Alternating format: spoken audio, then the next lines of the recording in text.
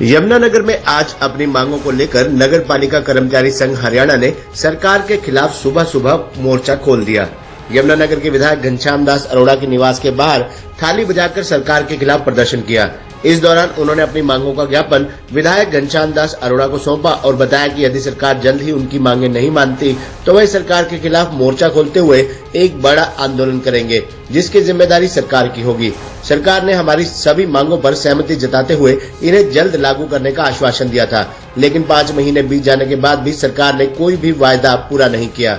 अगर सरकार कर्मचारियों के लिए कुछ नहीं करेगी तो इसका खामियाजा चुनाव में सरकार को भुगतना पड़ेगा।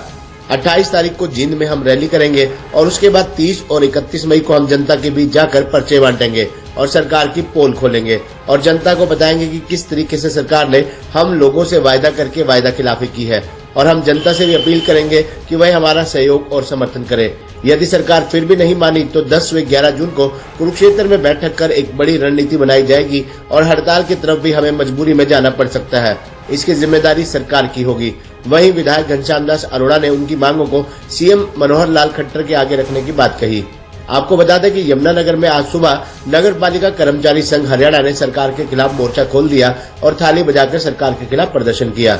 नगर पालिका कर्मचारी संघ के राज्य महासचिव मांगेराम तिगरा ने बताया कि आज हमने अपनी मांगों को लेकर सरकार के खिलाफ थाली बजाओ प्रदर्शन किया है। अपनी मांगों को लेकर हमने कई बार प्रदर्शन किए, सरकार को मांग पत्र दिए, ज्ञापन सौंपे और दिवाली के समय 11 दिन की हड़ताल भी की थी। सरकार ने तीसरे दौर की वार्ता के बाद हमारे मांग पत्र की सभी मांगों पर सहमति जताते हुए उन्हें लागू करने की बात कही थी, लेकिन सरकार ने अभी तक 4298 सफाई कर्मचारी व 68 सीवर कर्मचारियों को पक्का करने, डोर टू डोर के कर्मचारियों को न्यूनतम वेतन बैंक के माध्यम से देने व EPF ESI लागू करने, हड़ताल के दौरान कर्मचारियों पर लगे मुकदमों को वापस लेने, वेतन देने का ही पत्र जारी किया है। इसके अलावा वार्ता में अग्निशमन विभाग को निकाय विभाग से अलग न करने, फायर विभाग में 2063 फायर ऑपरेटर की भर्ती पर रोक लगाने तथा सृजित पदों पर 1327 फायरमैन व ड्राइवरों को समायोजित करने तक नौकरी की गारंटी देने, मैन पावर के ठेकों पर लगे सफाई कर्मचारी एवं सीवरमैनों को विभाग के रोल पर करने, सफाई कर्मचारियों को 1000 स्वच्छता प्रोत्साहन राशि देने,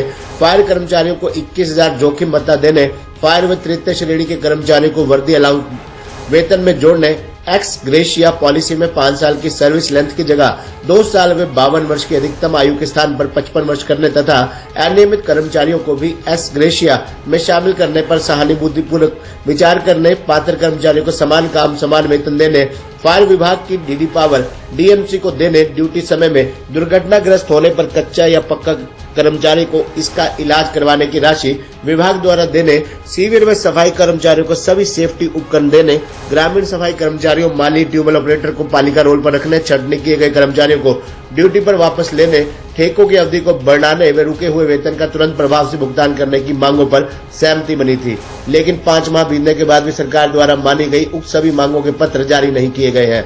सफाई कर्मचारियों को 1000 पर स्वच्छता राशि व फायर कर्मचारियों को 1000 पर जोखिम भत्ता दिया जाएगा। सफाई कर्मचारियों व सीवरमैनों की पक्की भर्ती के लिए कार्रवाई तेजी से की जाएगी। फायर कर्मचारियों के लिए वर्दी अलाउंस 440 रुपए का पत्र जारी किया जाएगा तथा तृतीय श्रेणी के कर्मचारियों के लिए भी वर्दी अलाउंस जारी कर दिया जाएगा। समान काम समान वेतन देने के लिए भी पत्र जारी किया जाएगा। कच्चे कर्मचारियों की दुर्घटना होने पर इलाज विभाग के स्तर पर किया जाएगा।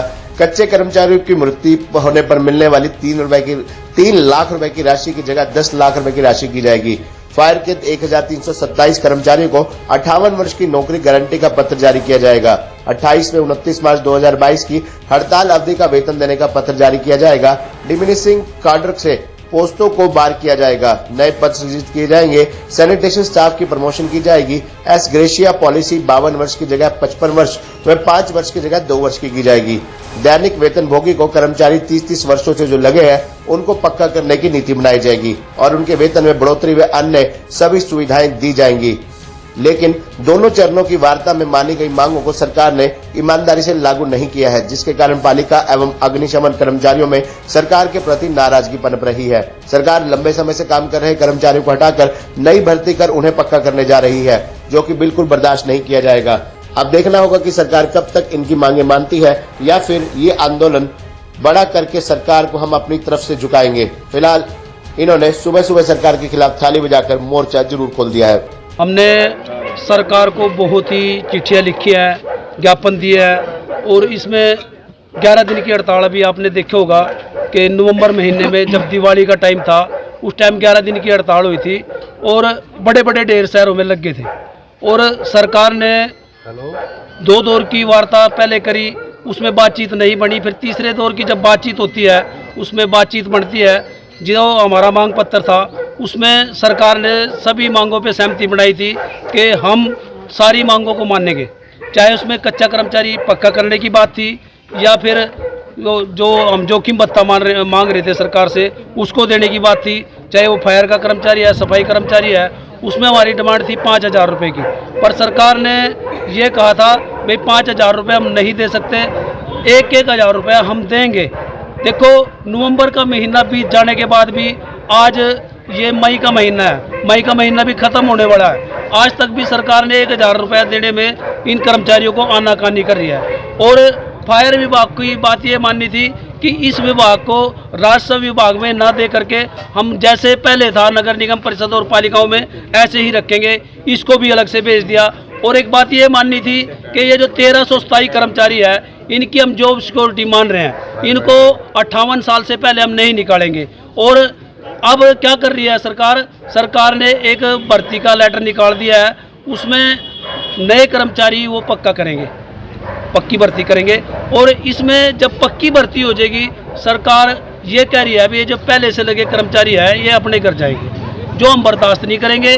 नगर पालिका कर्मचारी संघ हरियाणा ये कहता है अभी जब हमारे कच्चे कर्मचारी जो है वो पक्के हों। और एक बात ये भी माननी थी कि हमारा जो काम है सफाई का वो सबसे निचले पायदान का काम है, इसमें बहुत सारे लोगों को बीमारियां लग जाती हैं, क्योंकि जो घरों से कूड़ा उठाते हैं, नालियां निकालते हैं, तो वो काम करते हुए बीमार हो जाते हैं और समय से पहले ही मृत्यु हो जाती है। इसमें हमने सरकार से कहा था कि जो एक्स ग्रेसिया पॉलिसी है उसको जब पहले दिन से लगता है और लास्ट के दिन अगर किसी की मौत हो जाती है तो उसकी एक्स ग्रेसिया नीति में नौकरी मिलनी चाहिए। तो सरकार ने ये कहा था कि हम जैसे पहले 5 साल लगे पक्के कर्मचारी को हो जाता है तो हम उसको 2 साल कर रहे हैं, 3 साल उसमें से घटा रहे हैं। अगर 52 साल की उम्र तक का है वो आपने भी पता है सभी ने।